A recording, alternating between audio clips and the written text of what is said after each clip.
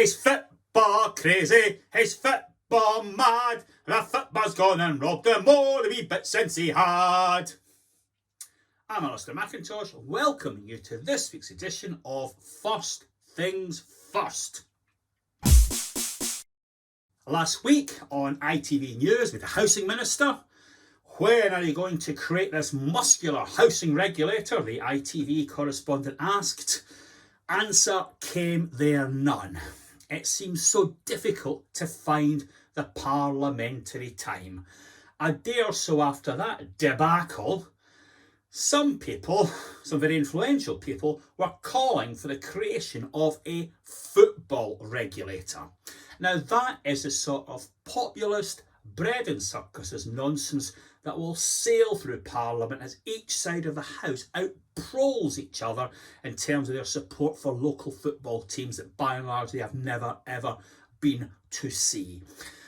That is exactly the sort of legislation that squeezes out the proper stuff that needs to be done. So can I say to the folk who are promoting the football regulator, we know it's a diversion from COVID and Brexit.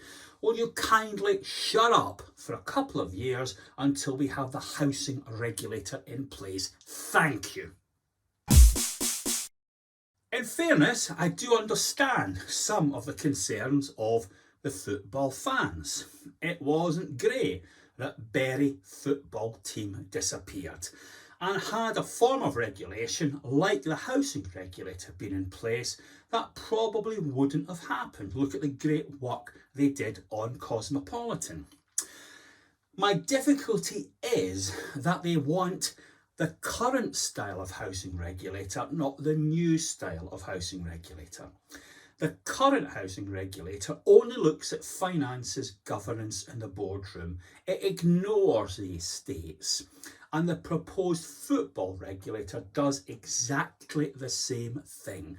It looks at the boardroom, not that big green thing in the middle of the park that the rest of us are concerned about. Would the housing regulator approach help football? It would certainly safeguard solvency. That's no small thing, but it would be at the expense of local identity. Look at all the great names that have disappeared from housing. Sunderland, home of shipbuilding, has gone. No association named after it. Stockton, the home of the railways, world famous, gone. Ealing, home of the cinema, gone. Paddington, home of the bear, gone. And even Irvine is no more. By and large, those branding exercises have been associated with mergers. They've been trying to build wider appeal for those social landlords. Would housing swallow that?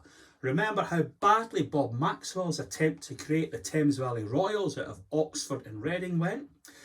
And up in Scotland, let me tell you, the proposed merger between Hearts and Hibs went down like the proverbial cup of cold sick. Just ask your old friend David Orr. And what fascinates me is when you look at the hated teams in that European Super League, the Chelsea, the Arsenal, the Tottenham Hotspur, Liverpool, Man City, Man United, they've all kept proudly their local names in order to boost global appeal. Have we been taking marketing advice from the wrong people? Will the regulator look at the price of football tickets?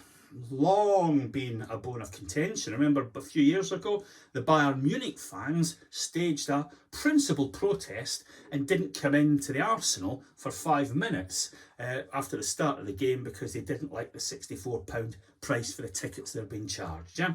The Arsenal fans never get there for the first 5 minutes. Half the North Bank are still stuck in the coronet.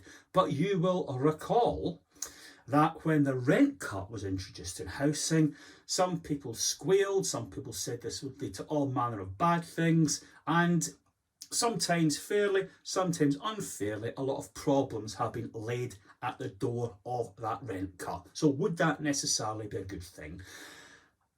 And would football fans actually have a voice if the regulator mimicked the housing regulator? Well, to that we can say a definite no. Look at the way in which residents and councillors have been purged from boards over the last number of years. And, you know, it's been the case that if you look at the global accounts, the number of associations in England has been chopped in half over the last 10 or so years. So not much of a voice and a diminished local identity, but certainly solvency. It's a mixed bag. But turning back to the ITV programme, if you develop a regulator that only looks at the boardroom and ignores reality, you leave an almighty gap. So what I would say to the fan-led review is please back off. We don't have time for this now. There's much, much more important legislation going through. I think you've been played, people. I think this is a distraction. Anytime now, you'll see politicians in football tops with glasses of beer. You just watch yourselves, yeah? And secondly, if you are going to come up with proposals for a football regulator, think them through a little bit more. A model that only looks at the boardroom is a catastrophic blunder. Thanks for your attention. Oh, I'm glad we got that out of the way, Max. Have you noticed all the football books I've got up here? I am a bit of an obsessive. Did I ever tell you that Alan Rough was actually my gran's paper boy? Can you believe that?